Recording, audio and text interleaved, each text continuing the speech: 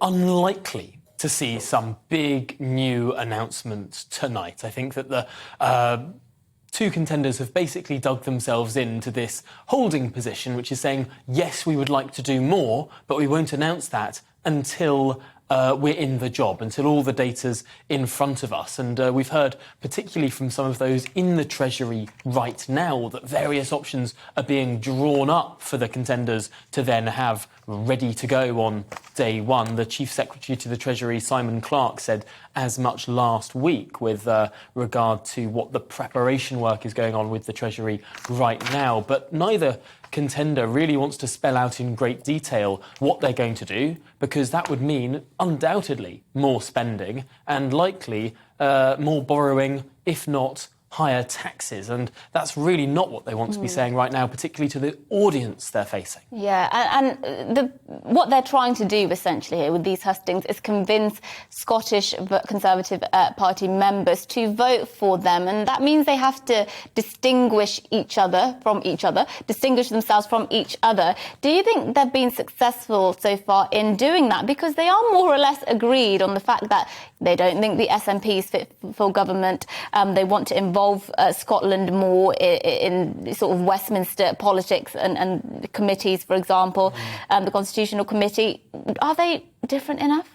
Well, it's interesting listening to their Scottish-specific pitches. Rishi Sunak has indeed said that a greater emphasis on scrutiny of what the Scottish Government does, of what the Scottish civil service does, is needed, having these yearly new rounds of scrutiny in Westminster of the Scottish civil service, saying also that there needs to be a clearer delineation between what is reserved UK power and what is reserved Scottish government authorities.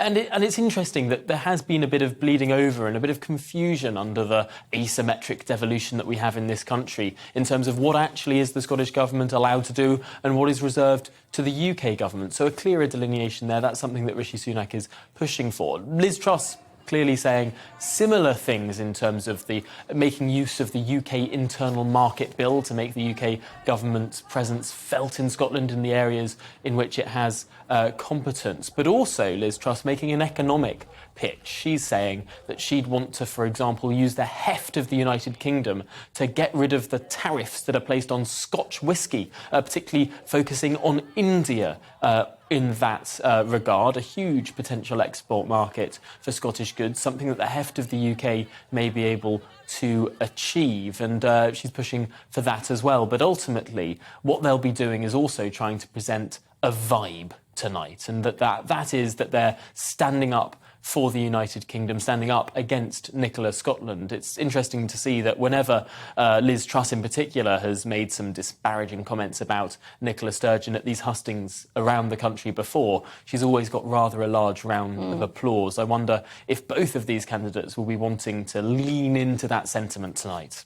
Do you think there's a risk here? It's occurred to me that, they're trotting around the country trying to woo their members, which accounts for about 0.29% of the population. Off they go to Scotland, where the Conservative Party's probably only got about 10 people in a room who's going to actually be part of that ballot.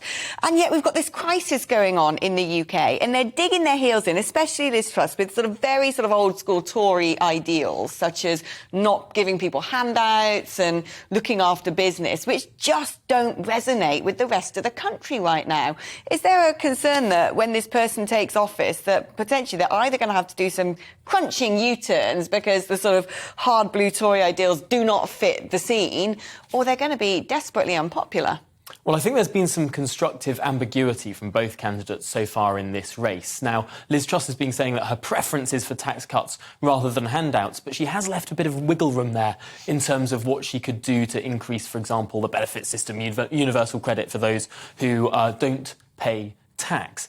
So clearly I think we're probably going to see more detail, but not before the 6th of September, not before that new Prime Minister is installed. Interestingly, though, today we've seen some briefing from the Liz Truss camp to the Times newspaper, which has been leaning towards what we might look to see in terms of policy. And that's very different from the Keir Starmer policy that's spending £30 billion over just 6 months. That's, of course, £60 billion over a year. That's more than furlough cost on freezing the amount of energy bills, of course, trying to hold back the tide of international prices.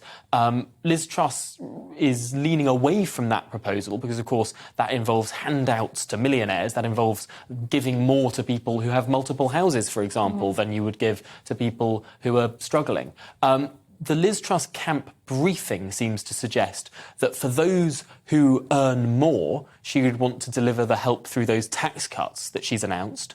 But for those who earn less, she'd want to push further direct fiscal support in terms of, for example, an uplift to universal credit and other mechanisms like that. So perhaps slightly more complicated in how it's delivered, but more philosophically rigorous when it comes to Tories who don't like the idea of taxing people highly to then slosh that money around and then give it back in the form of a benefit.